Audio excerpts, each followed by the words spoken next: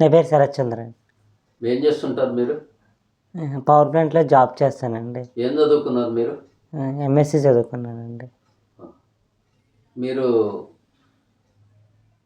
ఇక్కడికి ఎవరు చెప్తే రాగలిగారు? అమరేంద్ర మా కొలీగ్ చెప్పాడండి. నడుము నొప్పితో బాధపడుతున్నాను, తర్వాత కాలు కూడా పెయిన్ వస్తుంటే ఒకసారి డిస్కషన్ చేశాను. సరే మర్నాడే తీసుకుని వచ్చాడు తను. ఇక్కడ ఆల్రెడీ ఆయన కూడా ఒక 1 year నుంచి బాధపడుతున్నాడని చెప్పాడు. తర్వాత ఇక్కడికి వచ్చాక రికవర్ అయిందని చెప్పారు.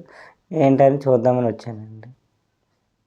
ఇక్కడ ఎన్ని రోజులు చేశారు మీకు? 3 days చేశారు. 3 sittings. 3 sittings. ఎలా ఉంది ఇప్పుడు? ఇప్పుడు బాగా పెయిన్ రిలీఫ్ అయిందండి.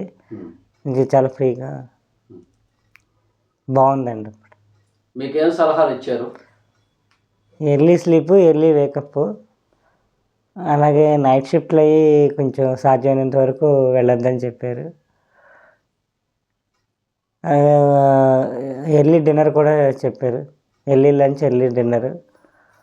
ఎక్సర్సైజ్లు అయితే ఇంకా రెగ్యులర్గా చేయమని చెప్పారు. వెయిట్ లాస్ అవ్వమని చెప్పారు. లేదంటే మళ్ళీ రిపీట్ అవుతుందని చెప్పారు ప్రాబ్లము. ఇదే కాకపోయినా అనేక రకాల సమస్యలకు మూల కారణం ఫిజికల్ యాక్టివిటీ లేకపోవడం వల్లే వస్తుంది.